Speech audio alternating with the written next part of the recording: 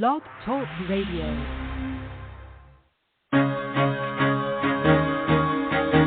Carol the Coach. Sex, love, and relationships. We talk about it here. Carol the Coach. Compassion with contemporary relevance. I am a psychotherapist. I can be your personal life coach, and I can help you with your issues. There are no problems too small or too big. You can talk about anything. Speaker, columnist, radio TV host, and commentator. Carol the Coach brings messages of wellness and empowerment within reach of everyday people every day. Almost 5 years ago, I lost my soulmate in an accident. He was killed in a plane crash. Life just, for me, has seemed to stop. There are groups all over the city. I teach one. It is a specific way to start thinking so that you shift how you see the world, which then shifts your energy, and then you feel better and you actually see things differently. Carol the Coach. Always available, too, at carolthecoach.com. Now, I've got Russell on the line. I'm 47 years old. I'm a truck driver. I'm married. I have a wife in San Francisco. Okay. I haven't been home in 6 months. My thing is, I don't know if I have a sex addiction or what the problem is. Why do I want what I can't have? And as soon as I can have it, I don't want it anymore. You're right on target when you say, I don't know if I have a sexual addiction. Well, guess what? Yes, you do. And you know what? That's my specialty, Russell. So you're at the right place. Continue. I meet women online, and I'm in a different part of the country. I travel all 48 states, so I love sex. I hear self-esteem issues. You never felt good enough, and you didn't feel like you were getting what you should have then, and you're reenacting that now. Do you want to change that about yourself? You get what you need. Oh, yeah. That is absolutely true. And for every sex addict, no matter what their situation, there comes a time when they really have to say to themselves, what do I want and need for my life? For most men, they'll say, it's as if a deal-breaking event occurred, and I said, I can't manage this addiction anymore, and I'm tired of being someone different than who I am. And that works right into who I am going to be talking with today.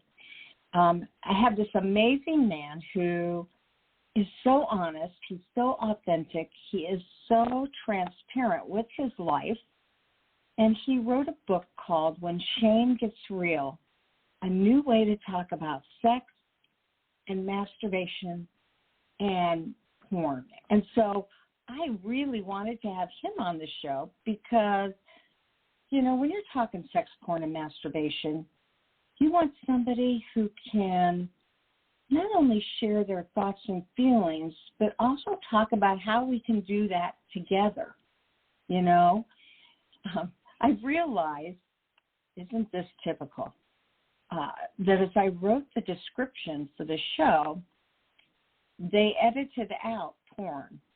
Now, that is another example of keeping you safe and not paying attention to what the description's all about. I appreciate the Blog Talk.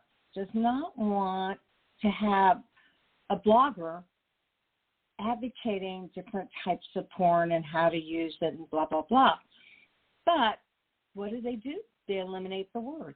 Carl says that there are so many things that need to change in this culture, and he has some strong feelings about how we can change the conversation about sex and sexuality in our culture.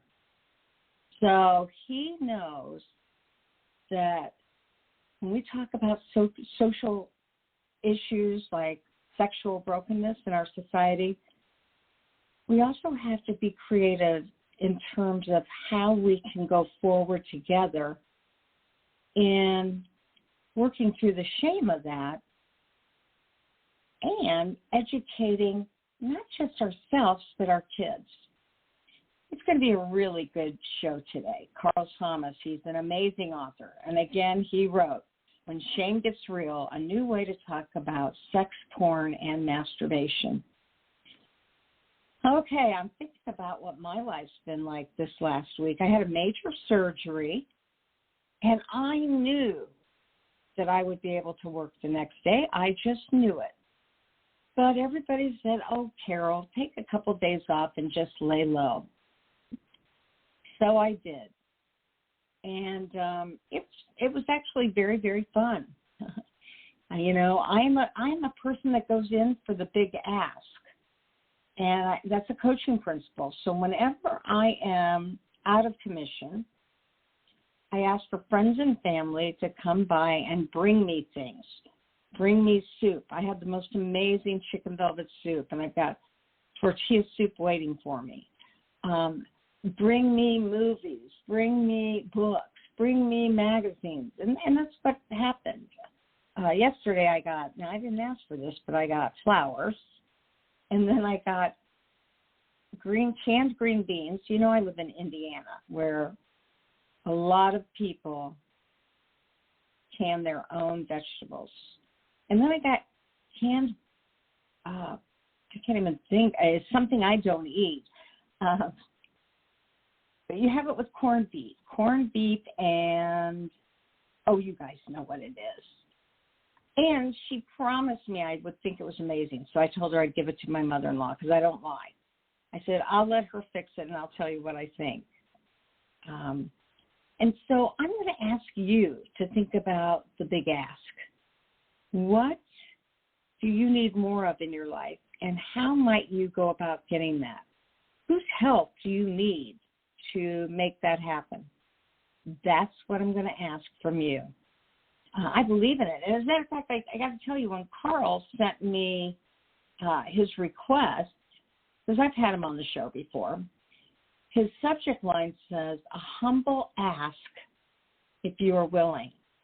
Well, I'm going to say to you guys, don't go in for the humble ask. Go in for the big ask. All somebody can do is say no. And if they do, then that's just an indication that you need to go to somebody else.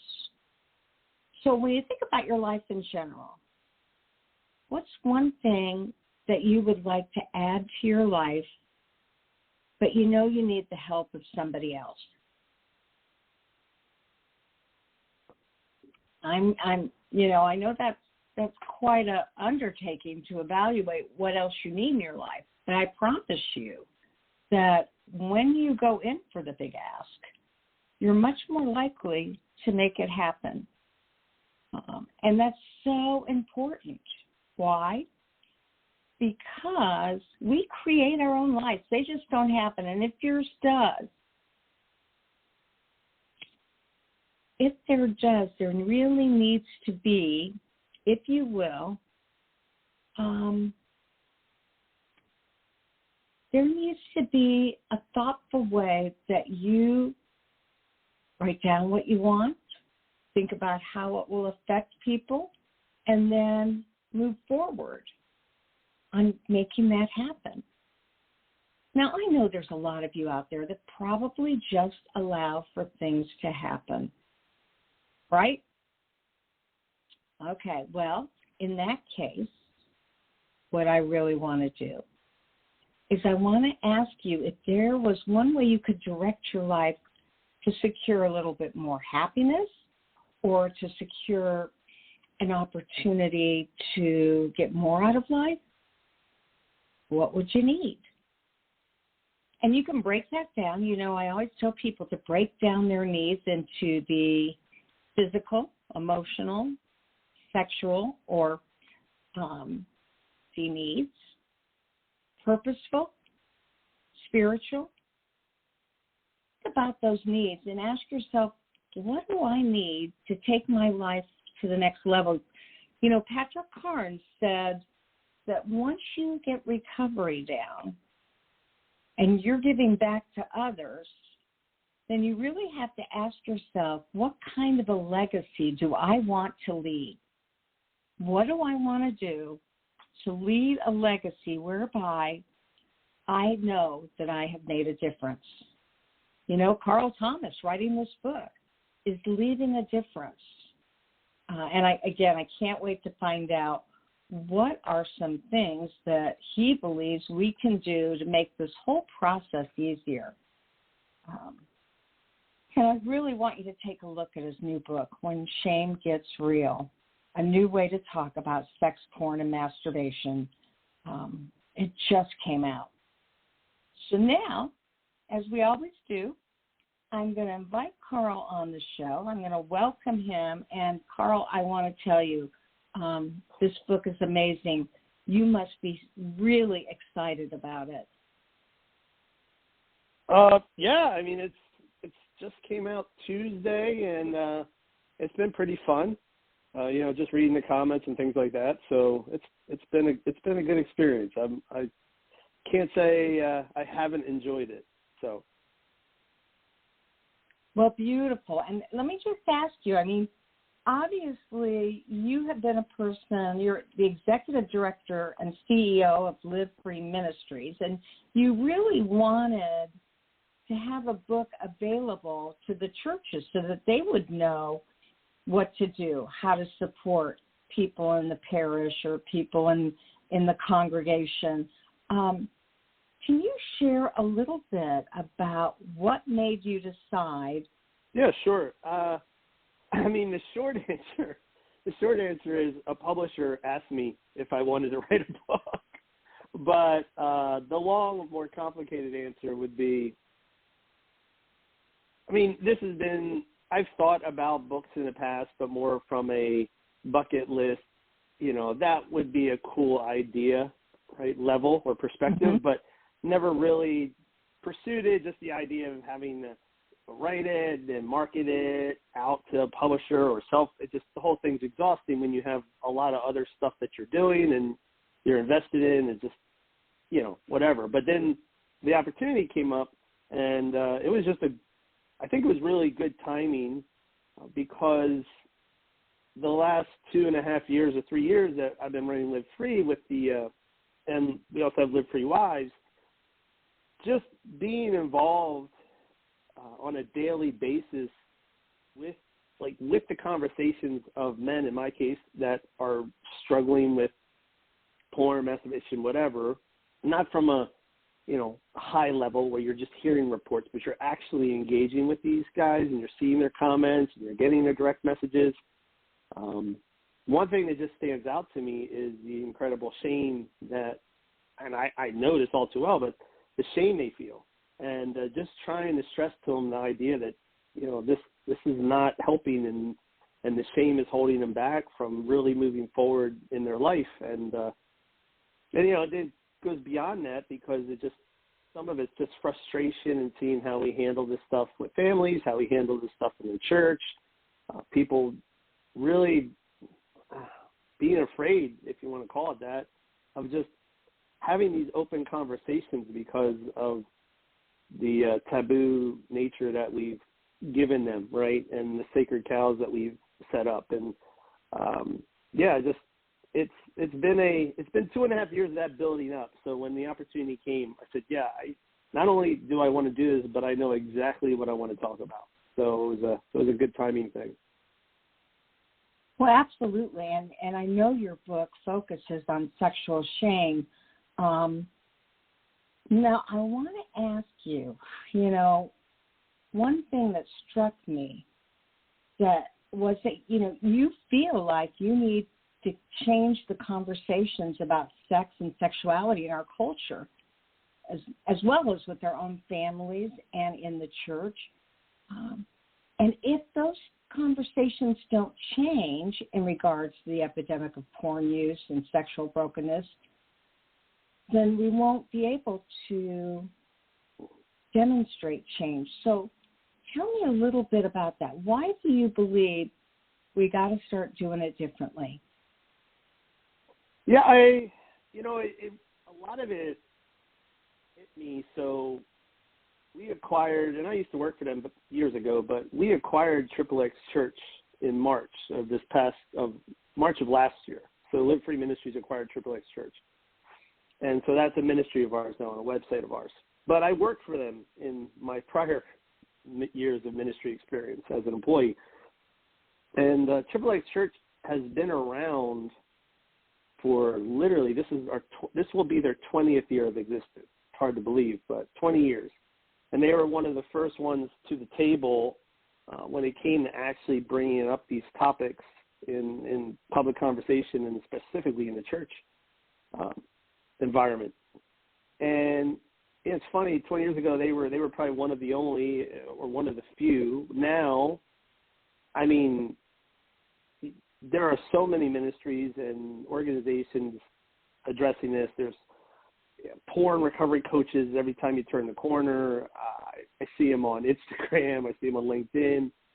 There's just so many more resources and so much more attention on this thing than ever before, and yet it hasn't gotten any better, right? And it's like, okay, well, if it's clearly not the lack of resources or the lack of options out there in terms of getting help, because there pretty much was almost nothing 20 years ago, and now there's an ample supply of resources out there. And the situation's still what it is.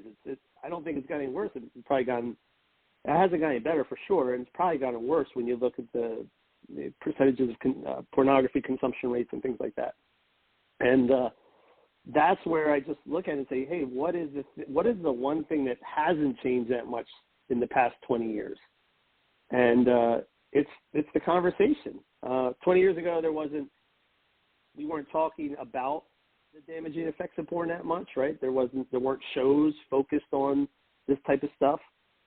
So, now there's plenty of awareness in terms of the damaging effects of porn and things like that. There's, again, plenty of resources. But the one thing that hasn't changed is how we actually just talk about sex, sexuality, and these sorts of things in our families, in our churches. I mean, we should have come about 20 miles or 200 miles, if you will, in terms of progress, and we've probably really come about 200 feet.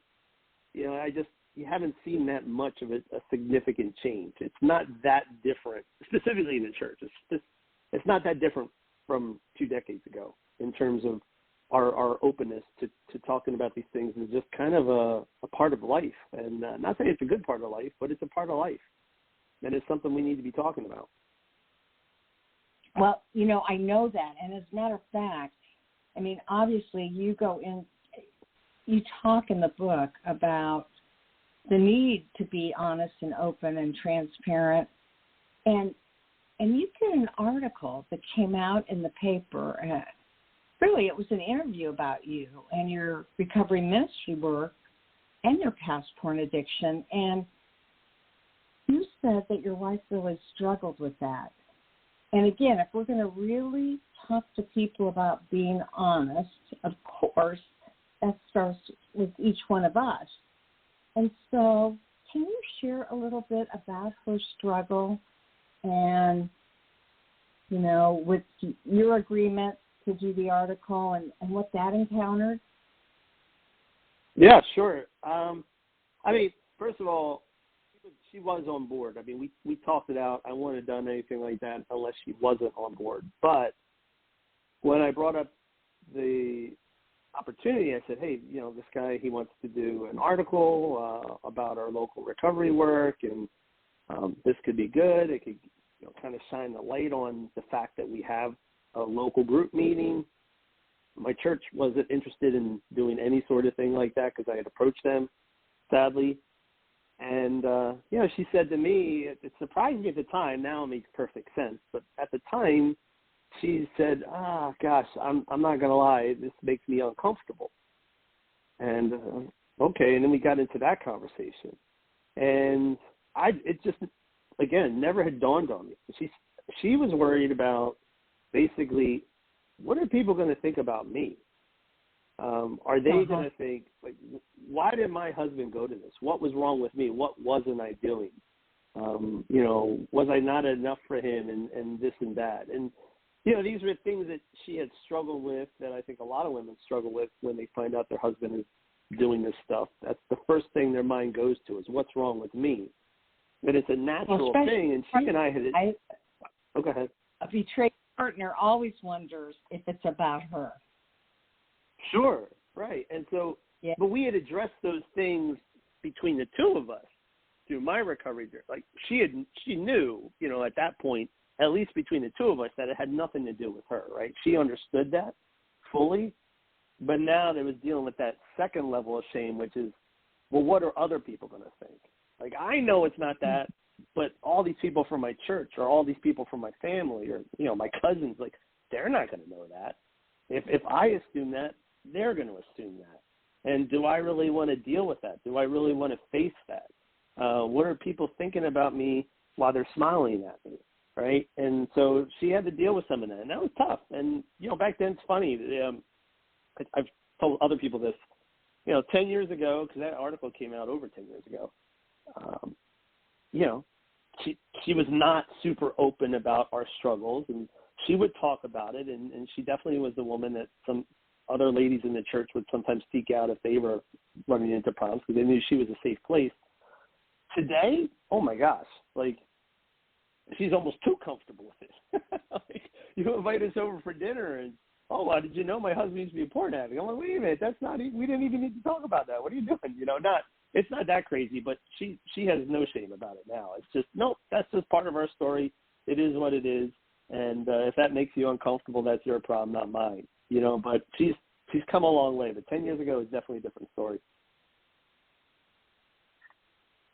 Okay, and you know, just because we do have so many listeners that are betrayed partners, and they, you know, they are working on their own recovery in terms of trying to understand, you know, for instance, obviously with porn addiction, they assumed that they weren't enough, and to make that public can feel very, very raw, and yet what I believe is, the more honest we are about our struggles, the more strength we gain from both God and from the situation. So, you know, here she was really, really kind of worried about how the article would affect the family, and it certainly, she was wondering how it would affect her. What are some of the gains that you got from being honest and by sharing your story? Well, I mean, for me, it was, I don't know if I'd be doing what I'm doing today. You know, that just kind of opened up a lot of doors in terms of not only the local recovery work. I had been volunteering with Triple X Church a little bit back then, but that kind of got them more interested in doing some more work, and I, you know, eventually got a job with them, and you know, the rest is history. But on a personal level, just between her and me, and also the relationships we have, for us, it was a strengthening moment for the both of us because we could both kind of embrace our own journey together and support each other and kind of celebrate what we came through. But on a personal level, it was just great to know that, like I said, we both were kind of those people in different churches that we have attended that others would seek out when they were dealing with this because their assumption was, well, they're open about it, so obviously they must be a safe place to talk, you know, safe place that I can go to get some help here. And that was great, you know, just being able to have that opportunity to help somebody else struggling with what you know is a really hard struggle, and it's difficult. And it's just nice to be able to be there for somebody and say, hey, look, I get it. I've been there. And, you know, no judgment. Like, let's just walk this out together. And that's been great. I mean, we've had those situations come up multiple times over the years. And it's always just rewarding to be able to be that source of support for somebody. Oh, absolutely. So now, let me ask you, in your introduction, and then throughout the book, you talked about the fact that a lot of your own shame had to do with, am I enough? And that's what you just referenced with your wife, that she too asked, do I really want the whole world to know that there might have been something about me that contributed to your addiction? I wasn't enough. So now that you're really exploring this issue along with shame, I'm wondering, You know, what kind of correlations did you see, and how did you reckon with that core issue of, am I enough? Yeah, I mean, I think that's honestly the biggest question that we all face when it comes to this, when it comes to shame. Like, that is the question sitting right at the middle of it all, is, am I enough? And it's not just, I mean, that's just something we see from the very beginning in the Garden of Eden when, you know, the serpent, whatever, theologically, however you want to say, word that, comes to Eve and says, you know, he starts putting all these seeds of doubt in there.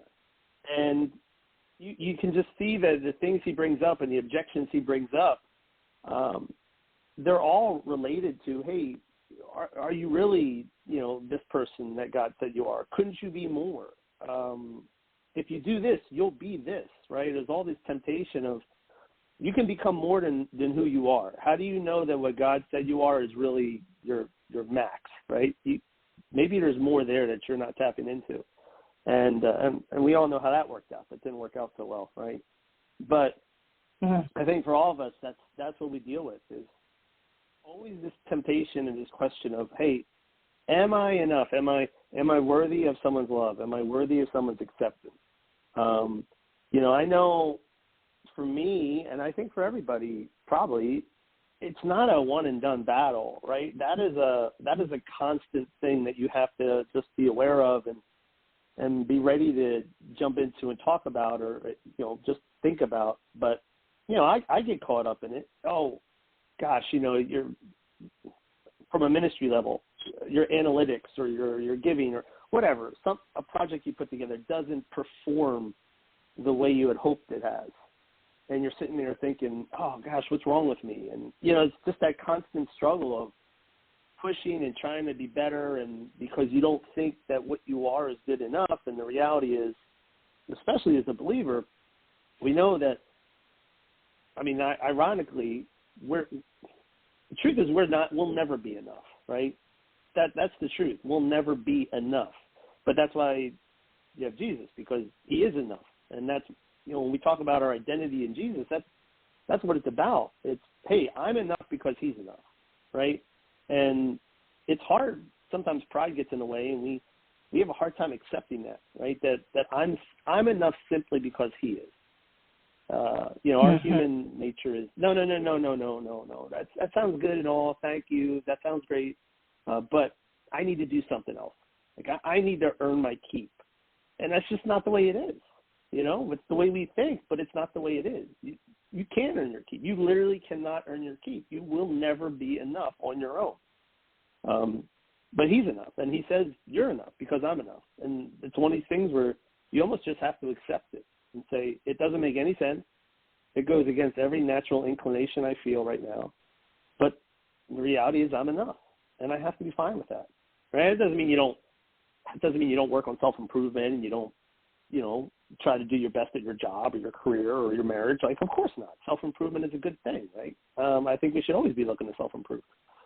But for the purposes of growth, not for the purposes of, hey, this is going to increase my value as a human being, right? Right.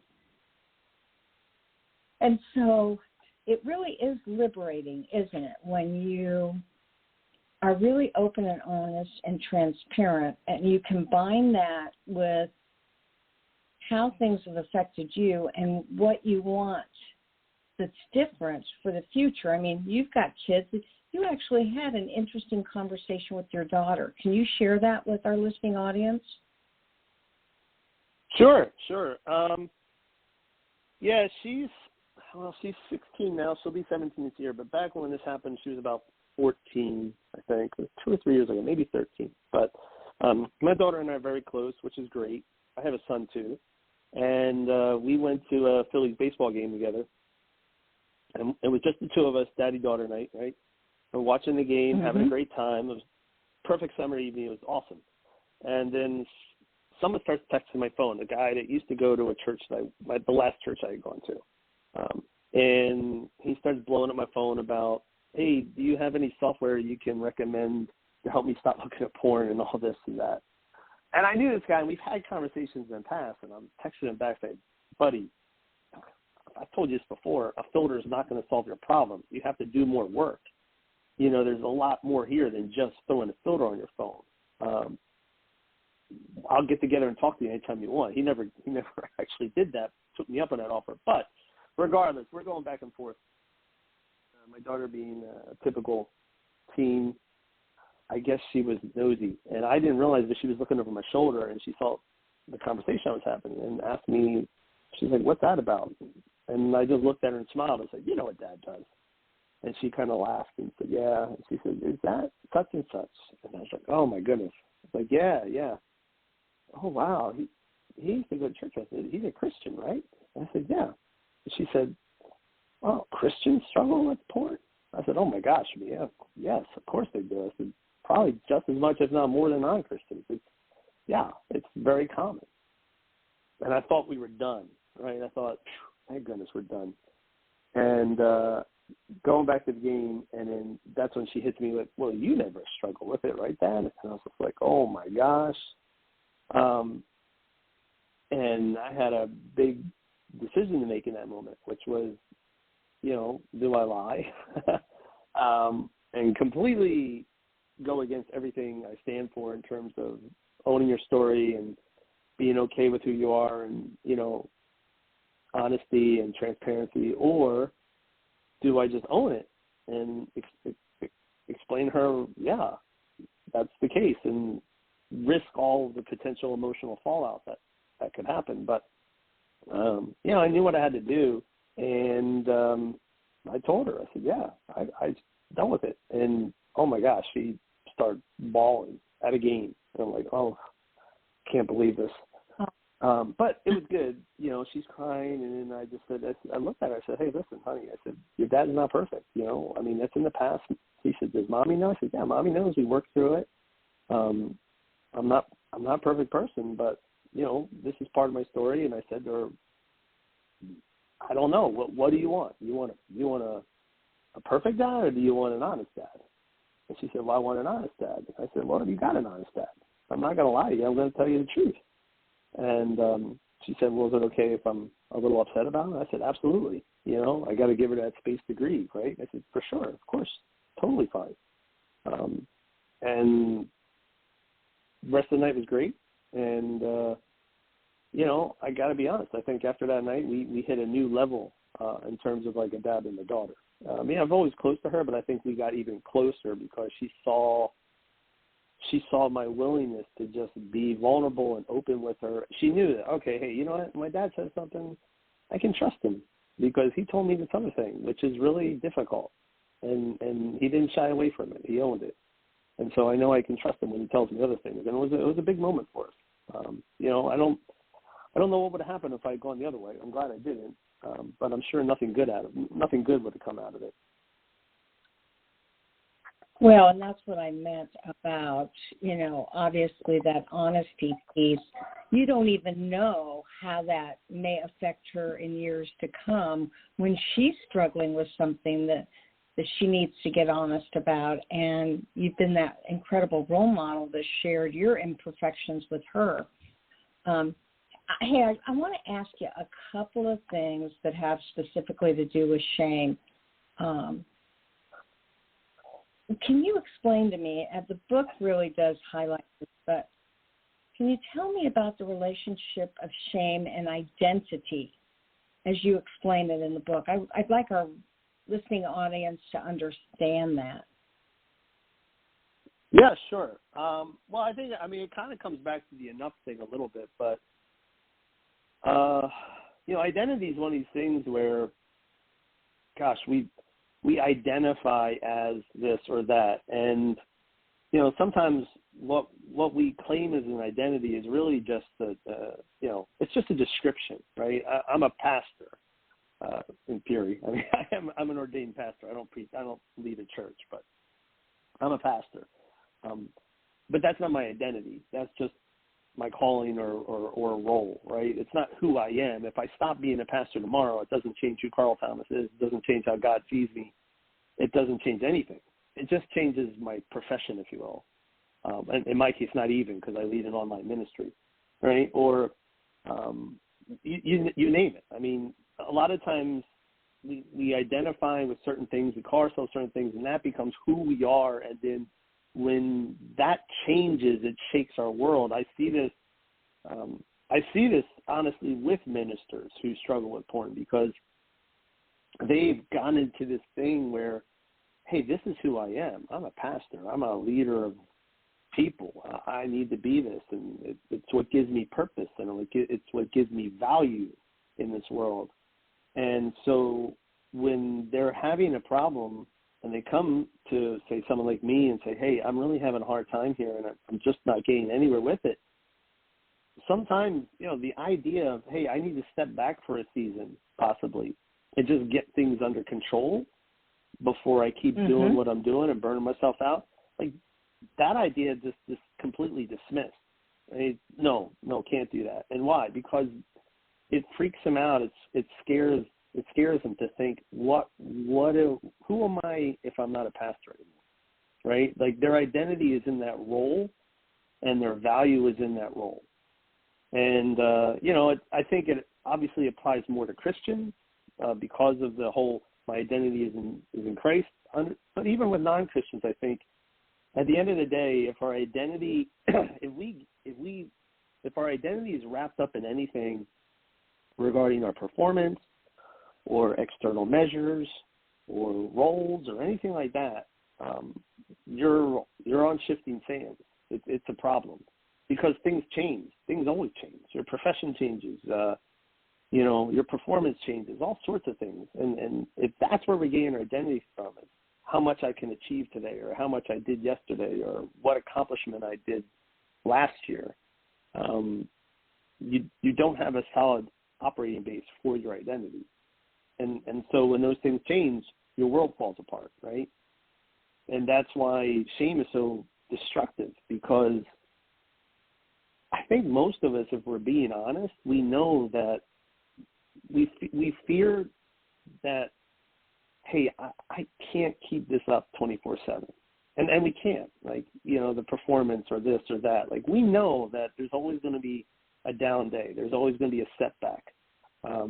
I might identify as a leader today, but it doesn't mean I'm always going to be in this position leading the way I am, right? I know that in the back of my head. There's such a thing as retirement, right, someday. And that's where shame sweeps in and says, hey, what are you? You're nothing. You literally have no value anymore. And that's really hard to deal with, right?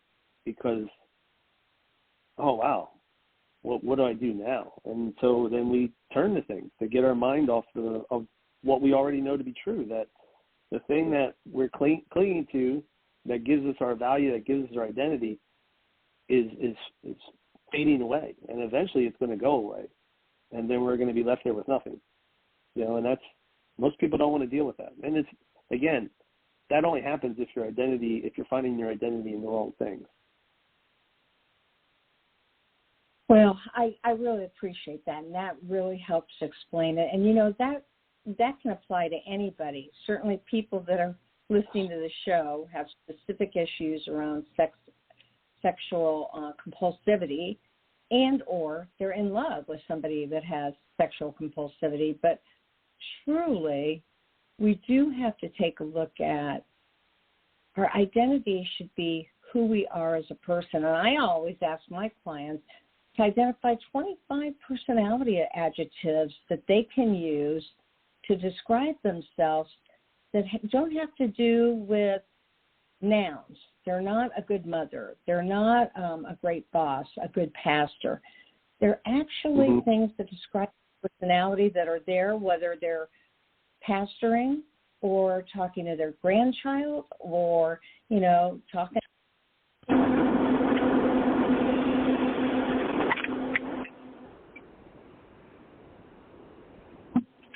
Hello? Carol?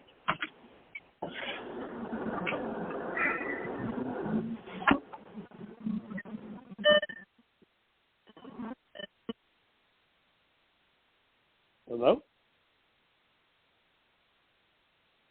So he's there. Okay, there you go. Let's be thinking. Let's see here. So, no, I'm here. You faded. What would those personality characteristics be that, would identify you? Give me 5.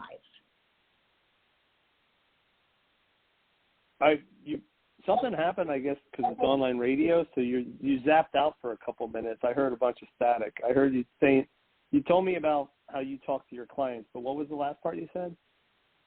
Yeah, that, that anybody could benefit from this conversation because we all do that. We think we are what we do, and, we really are human spirits, not human doings. And so I asked you to identify 5 things, 5 words that would describe your personality, not necessarily what you do.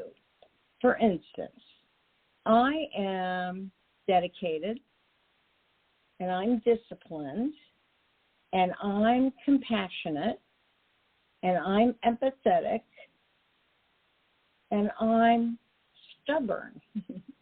Now you identify 5 things about you. Yeah, I am caring. I do care about people. I am persistent. Mm-hmm. I'm honest. I think I'm painfully honest. My wife probably thinks I'm almost too honest at times. I can be at times aggressive. I don't know if that's a good one, but if I want to go after something, I go after it. And sometimes I think it's from being New Jersey. My type 8 personality kicks in. And that sounds like, Carl, that determination that you were talking about when you said I'm persistent. I bet that's aggressive. I bet that's very focused. Yeah, I am focused. That would be a good one. I'm focused, that's for sure. And I'm to a degree, I'm analytical. I don't rush into things. I like to think things through quite a bit, look at all the ins and outs, the positives and negatives, and try to formulate the best strategy. So, and strategic, I guess, would be another word. I don't know. Maybe I gave you 6 now, but you did, and I love that. And so, listening audience, as you're listening to Carl talk, and again, I am talking with Carl Thomas. He has written the new book, When Shame Gets Real. And it's about shame, and it's about pornography, and it really is an opportunity for you to see how he handled things. I want to tell you that Carl has a lot of things going on. I mean, he's got this book. He works with people that have these kind of issues. You can reach him at www.livefreecommunity.org, or you can reach him at carl@livefree.com. Carl, what kind of work do you do with people? I mean, do you consult with the churches? Do you meet with people individually? Do you do retreats? What all do you do? Mm-hmm. Actually, just the real quick, if you want to reach out to me, probably the best thing to do would be email me, carl@livefreecommunity.org. That other email, it's .co, but I don't use that all the time. But what do we do? I'd say most of what we do, almost entirely what we do in terms of ministry, is we build and foster support communities. So we have the Live Free community, which is an online support community for men. There's an app that they can download. There's courses and education, and there's all sorts of content in there and teaching, but the main benefit of the app is the supportive community with other guys all kind of on the same road. And then we have Live Free Wives, livefreewives.org, and same thing. It's a support community for spouses, right? Because they need people to rally around them. And we have an online small groups program, smallgroupsonline.com, and same thing. So that's really what we're focused on, is building communities. And honestly, at the end of the day, it all comes back to the same thing, because, and I've said this more times than I can count, but we're not in the work of how it should be. We're in the work of how it is. You shouldn't have to have a private online community to feel safe and to be able to talk about real struggles in life, even sexual ones. It shouldn't have to be like that. It just is like that. Because, again, in society at large, but in our churches and our families, there's such an aversion to diving into these really messy but part of life, struggles. It's messy and it's hard, but it's also part of life, and we don't like diving into that. So, the people that need help, they need somewhere to go. They need to have some sort of support system, and if they can't find it where they should be able to find it, then we're going to provide it for them. Well, I love the things you have to offer, and I especially love the tip in your book where you talk about to any kind of client, any kind of man, when you feel shame and you know that you need to avoid going down that shame spiral, you ask them to use the concept act as if. And, Carl, I just published a book. It'll be out next month. It's called Helping Them Heal, Teaching You Both How to Heal Your Relationship After Sexual Betrayal. And I talk about this concept. I think it is so important and so valuable. So as we end for today, would you share with our listening audience what you meant when you told men that were dealing with shame to act as if? Sure. Yeah, and act as if is also, that's kind of a, non-clinical term, but there really is a whole psychology behind it. It's very clinical in terms of the idea if you behave the way you want to be for long enough, you eventually become that person, right? You eventually become the person that you're behaving as. And it sounds like fake it till you make it, and I guess it is a little bit, but it's not really. It's not about faking it. But it's about acting on what you know to be true, even though emotionally or actually in terms of your feelings, you might not feel that it's true in that moment, but you know it's true. So you're acting on what you know rather than what you feel. And it's something that works, it's been for me, for my wife, even in that moment with my daughter was, hey, right now she's asking me this really tough question. Right now I don't feel like telling it because I feel like she might look down on me, but I know what I have to do. I know that even if she does end up looking down on me, that doesn't change anything about who I am, and it's still the healthiest thing. It's the best thing for her is for me to be honest and not dishonest. Like I can tell myself I'm protecting her feelings, but I'm really not. I'm just lying to her, and so at that moment, you just have to act. You just have to go, even though your feelings are saying, oh, man, this is crazy. Nope, I know what I need to do because I know this is true. And, yeah, the first time, it's gonna freak you out. And maybe the second time, it's going to freak you out. But every time that you act against that shame muscle, it loosens its hold on you a little bit each time, and then before you know it, all of a sudden, hey, you know what? You're not the guy or girl that struggles to talk about this sensitive area of their life because you've done it enough times. And now it's not. You're just acting as if you have no shame. You literally are, no, I'm sharing and I don't feel shame about it. But it doesn't happen overnight. And in those early moments, you definitely have to act as if you have no shame, even though it's very likely you do feel a high degree of shame, right? But you can't cave into it. Well, I appreciate that. Yeah, I said in my book that, that act as if is two things. It's a coaching principle to get people to try on the things that they know they're capable of, but they're too afraid to do. And it's also a recovery principle.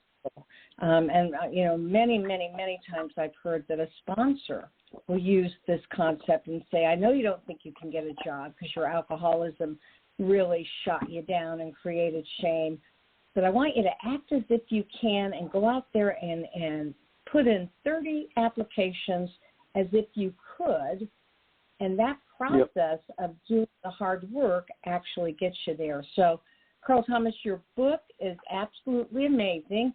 It has come out. Where can people get it? Best place is just go to whenshamegetsreal.com, and all the links are there. Amazon's probably the best place to get it, but if you don't want to do the search in Amazon, you can just go to the website, and there's, all the links are right there. And you can also read the first chapter for free. There's like a little click where you can preview the book. whenshamegetsreal.com is the best place. Okay, well, I'm talking with Carl Thomas. His new book, When Shame Gets Real, a new way to talk about sex, porn, and masturbation, just came out. So give it a shot. Read that first chapter. And Carl, continued success with the book and continued success with your life. You're making a real difference in the world. Thank you very much, Carol. It's always great talking to you. I appreciate the time. Oh, absolutely. We'll talk soon. All right, great. Thank you. Bye-bye. Uh-huh. So, again, that was Carl Thomas, and his new book is bound to help give you some ideas as to how to beat this pornography addiction. And we're going to end for the day, but as I say at the end of every show, there'll only be one of you at all times. Fearlessly have the courage to be yourself. Look for my new book. It was actually heading to the publishers this weekend, and I said, hold the fort. What I want to do next is make sure my references are all in line. And so it should be done today, and it'll go to the publishers tomorrow. And I'm hoping that you can get it by March 1st. And listen, I know this week is coming up. It's Valentine's Day. It may be a tough week, whether you're a partner or an addict in good recovery. But why don't you use the act as if principle here and just go ahead, take the risk, and do what you need for your spouse as if you had the relationship you really wanted to have. Now, acknowledge, if you're the addict, acknowledge the pain you've caused. Do that first and foremost, and then say, but I really wanted to do something that came from the heart because this is that day that celebrates us, and so this is what I did. And if you're the partner, I'm going to ask you to take your defenses down a little bit and think about something that you can give to him that shows him that you're hanging in there. You're working on getting healthy. You want him to work a strong recovery program. And you'll continue to invest in the relationship because it's the relationship you wanted for so very long. All right, make it a great week, and we'll see you back next week for more Sex Help with Carol, the coach.